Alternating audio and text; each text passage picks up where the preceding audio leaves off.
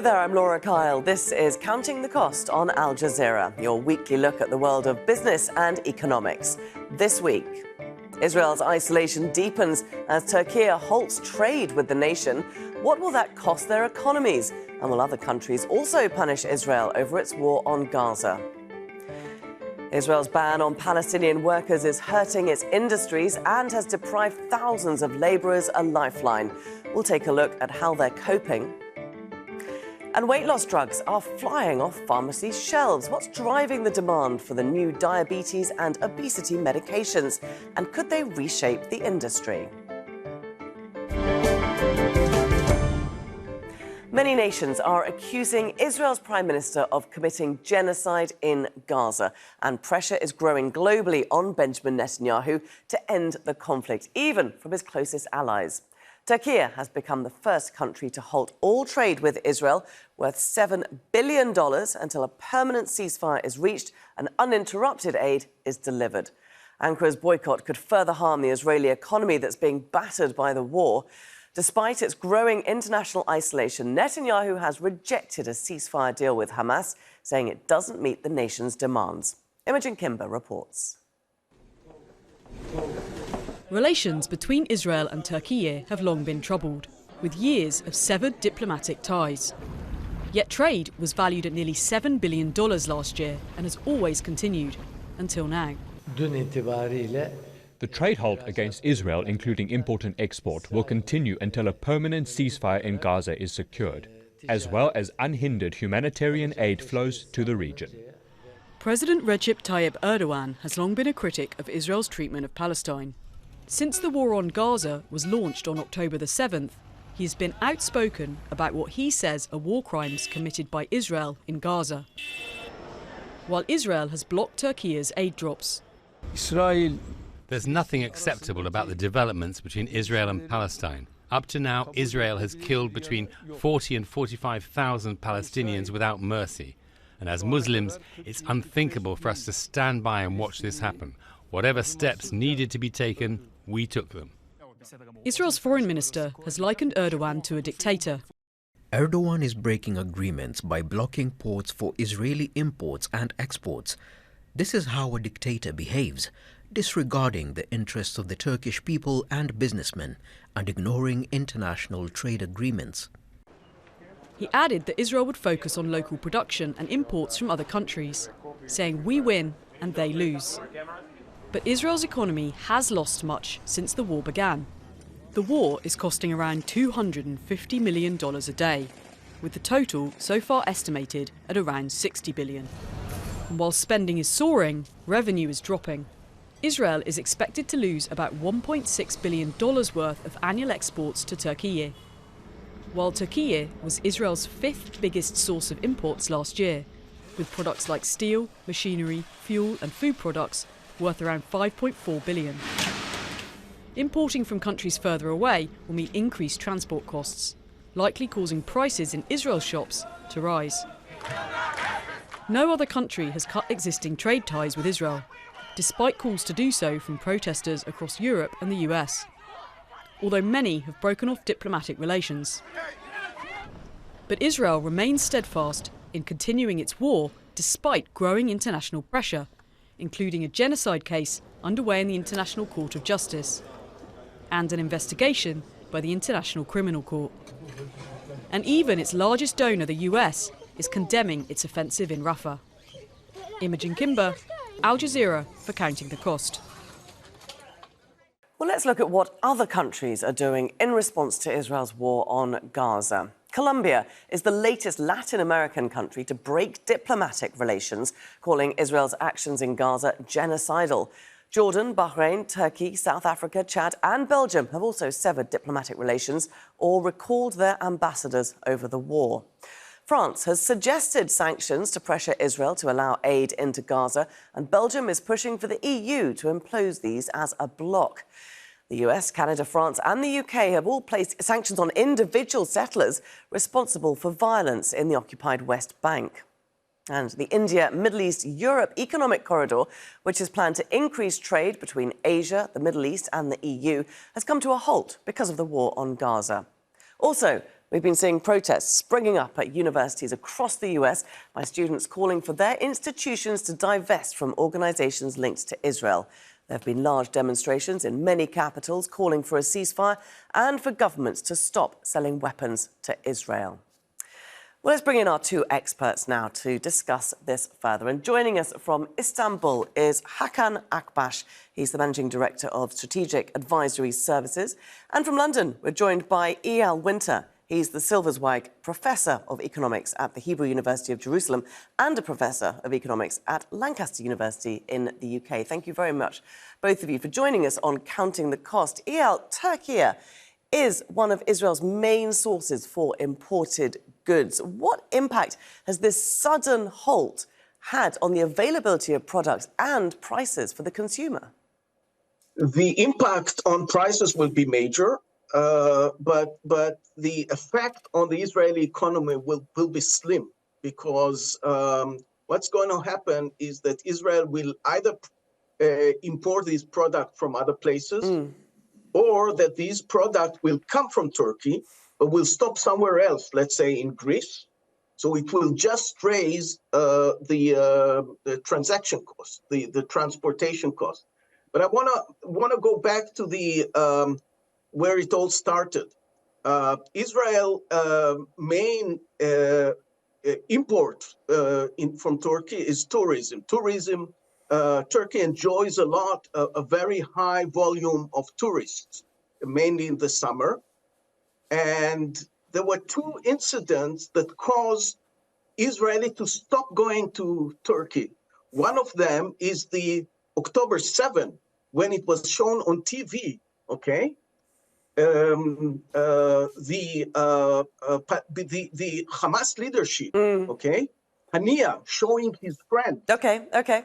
Look at this on a Turkish soil. Okay, so that affected tourism. In what way did that affect? Okay. Let's just stick to the economic implications of this. How did that stop? Okay, I'm explaining the source. And then there was another picture of Erdogan inviting Hamas people to Turkey and hailing them as heroes. Okay. When Israelis saw this, they said, we're not going to go to Turkey anymore. Yeah, we have strayed a little bit from the economic impacts of Turkey halting the trade. We understand the reasons for them. What are the impacts of them? Have Israeli tourists now stopped going to Turkey? Well, Israeli tourists will find a different destination. Okay. Let's get Hakan's opinion here.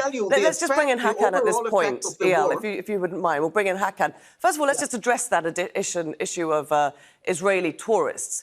Turkey does depend on tourism as a main source of its economy. How has Israeli tourism drying up affected that? Laura, thanks for inviting me over. And yes, tourism, Turkey is among the top destination for tourists, not just in the region, but also in Europe and the world. And the Israeli incoming tourists will have some impact. But if you look at the $30+ billion a year income from tourism, that would be really slim. And overall, I would say that, throughout the years, both sides had complicated relationship, but they managed to sustain their economic relations despite the geopolitical tensions or the political tensions.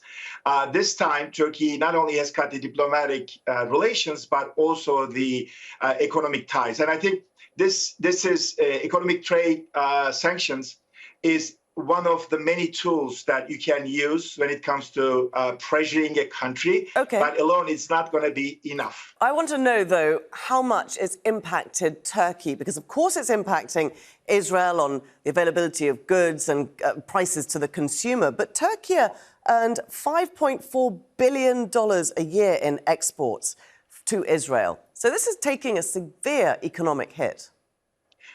If you look at it, Israel has been one of the few countries where Turkey has enjoyed a trade surplus.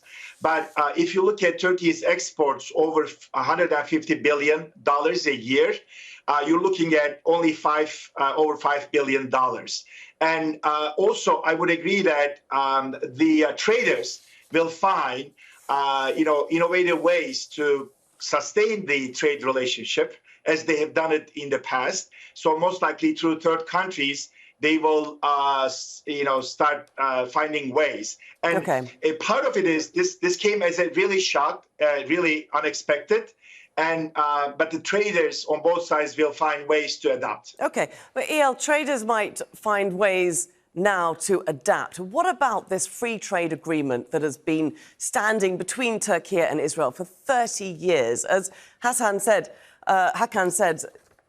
Turkey and Israel have weathered many bumps in the roads of their relationship. But is this one that they cannot get over?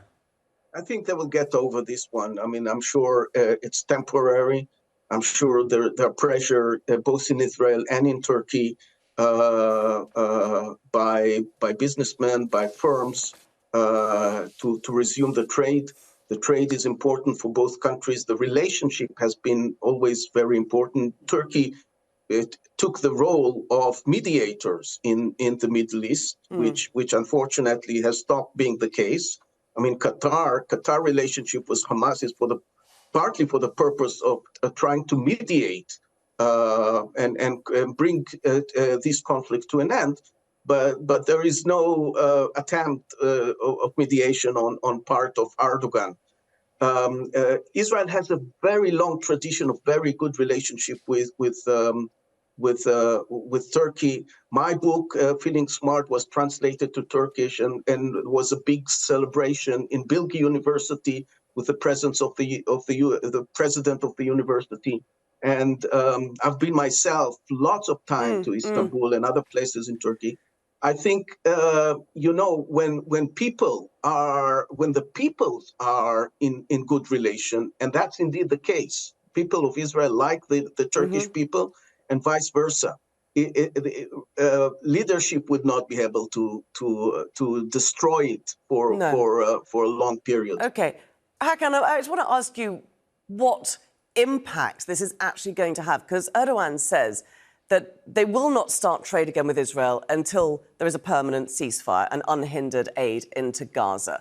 And yet, since Turkey halted aid, we have seen Netanyahu going into Rafah, and we've seen it rejecting a deal with Hamas. This major move doesn't seem to have had any impact at all. Yeah. And Laurie, if I may add, part of the reason why Erdogan really stopped trade, because his party suffered a major erosion of votes coming from its really religious hardliners, and because they thought that he was too soft on Israel. So he had to do something domestically too. But coming back to the impact of this internationally, Turkey's trade boycott might influence certain aspects of Israel's economic and foreign policy, but it is not going to go as far as stopping the war, especially now that we are potentially looking at the broadening of the operation into Rafah. And so Erdogan knew it was coming, and he wanted to move in to say, hey, this is a worsening humanitarian tragedy, to be able to further put pressure on the Israeli government, and also trying to mobilize really the other countries in the region, especially when it comes to Saudis and others. So, but again, trade boycotts or economic sanctions hardly alone make a dent trying to move a country when it comes to these really hard choices. Okay, Eyal, just the last word to you. How successful do you think Erdogan is going to be at mobilizing other countries to take similar moves, especially as this war drags on? Well, hopefully the war will not drag for a long time. I mean, the issue of economic boycott is something of a great concern to Israel, also to the government. And I think there would, but economic relations are important for both sides, no matter what we're talking, which sides we're talking about. They are there in order to increase the welfare of the people. And therefore, it's not easy to implement them. And unless something very terrible happens, I think these relationships, specifically with Turkey, will go back to as they were before the war. And there we have to leave our discussion. Eyal Winter and Hakan Akbaş, thank you very much for joining us on Counting the Cost. Thank you. Thank you. Before the war on Gaza, around 200,000 Palestinians worked in Israel, contributing an estimated $390 million to the Palestinian economy every month. Now, restrictions mean only a few thousand work permits are being issued, leaving most Palestinians in the occupied West Bank unemployed. Some are taking drastic steps, even risking their lives to survive. Zain Basravi has more from Ramallah. A broken arm, metal pins in his leg, a fractured nose, and deep cuts on his hand. Injuries that could take months to heal. Saed and dozens of other Palestinians were trying to scale a separation wall, crossing into Israel to find work. He lost his footing and fell.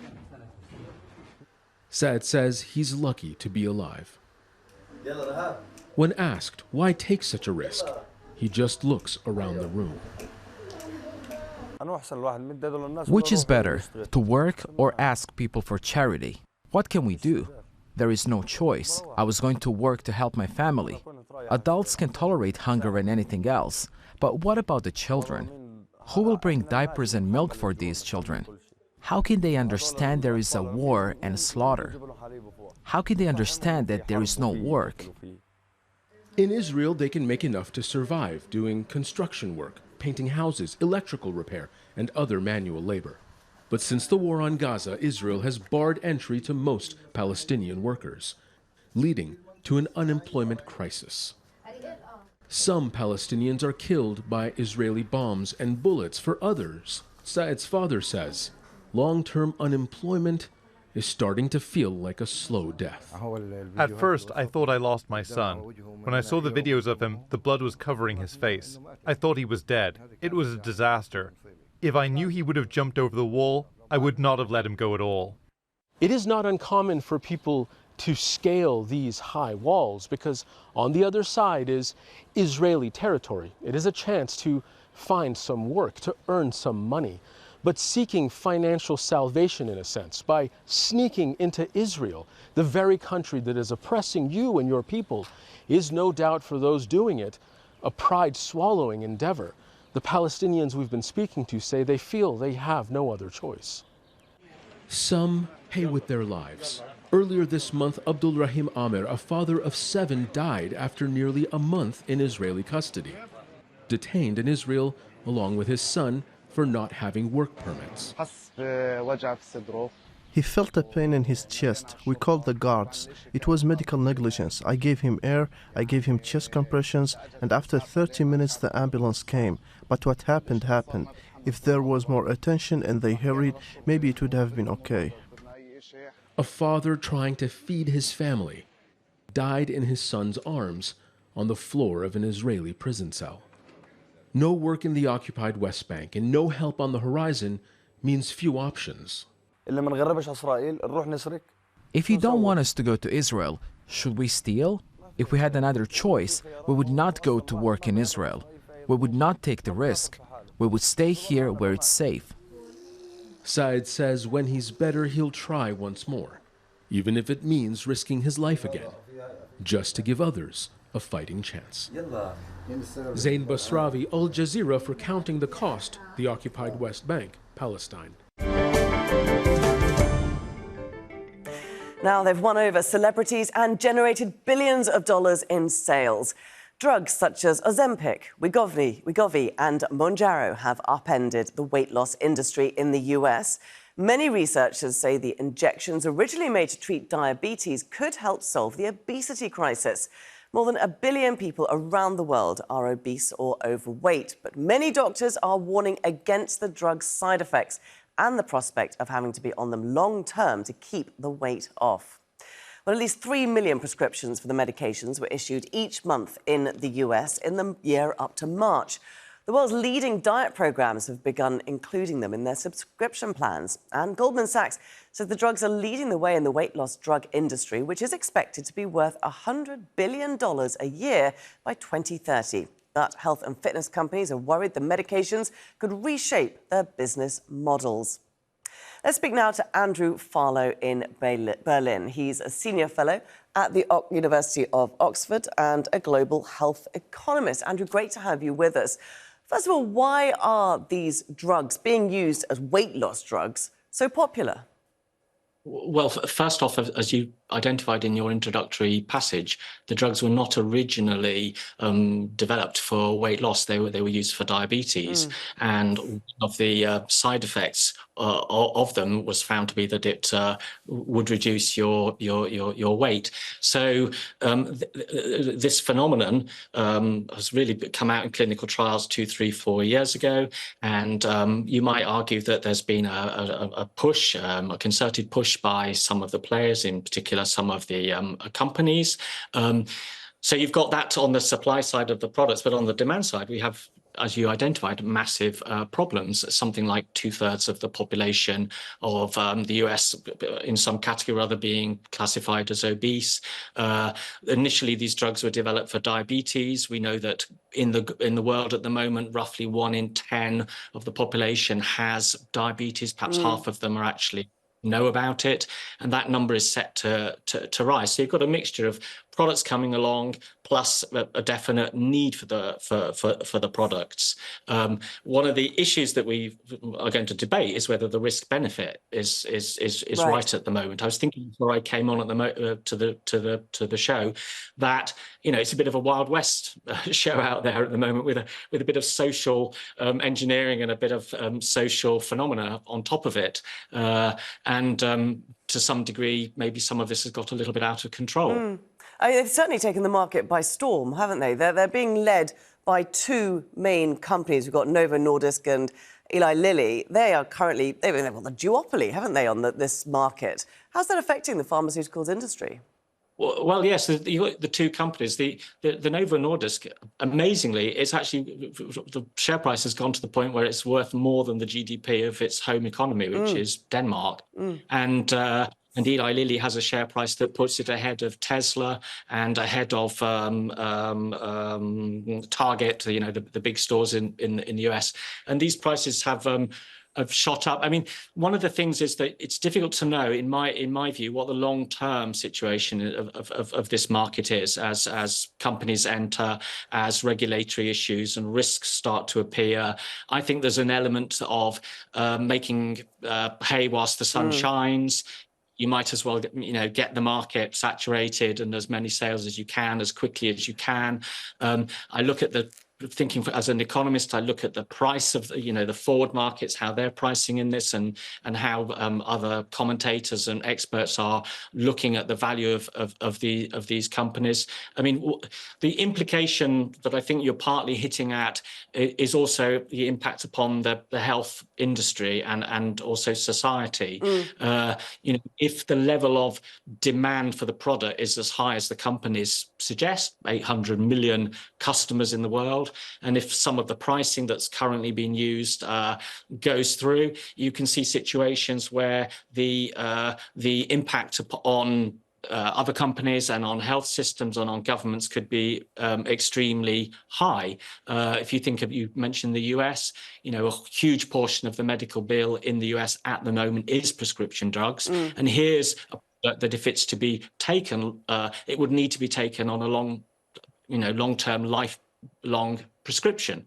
And I think one recent study looked into this and said, well, even if you have a bit of a discount and you just hit 10% of the patients in Medicare with a product like Wegovy, this is $27 billion a year, which is about 1/5 of the current Medicare drug spending budget. Okay, yeah. So, it paints to me a situation of something that's where's it all going? Absolutely. If I could just jump in there, because already we're seeing it having a knock-on effect on other drugs. We know that these 2 companies, they control 75% of the global insulin market, and both companies are currently showing shortages of insulin, which of course is affecting diabetic patients. Is it because they're focusing more on these weight loss drugs that are more lucrative.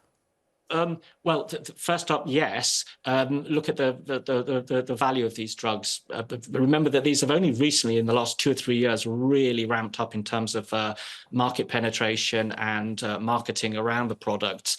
And they don't cost that much to actually make at the margin. The marginal cost is $1 or $2 on some estimates. And you can see that partly by just looking at the pricing across different markets. You know, anything from $1,300 in the US down to $100 in the UK. That tells you that there's a very big profit margin on that.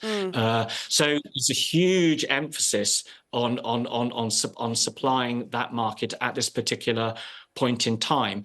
I think what you're getting at is supply issues, and it comes back to my prior point. There's a lot of uncertainty about, even for the companies, about where this market is going. So if you were absolutely certain of where the pattern of demand was going to go into the future, you would sort of up your supply capacity to some degree. And I think what's going on is that there is a kind of a bubble or a speculative element to this, and you don't necessarily want to completely respond to that on a long-term strategy. Sure. What you're getting at is that this has knock-on effects to other sectors and actually to other users, because these were originally for diabetic patients.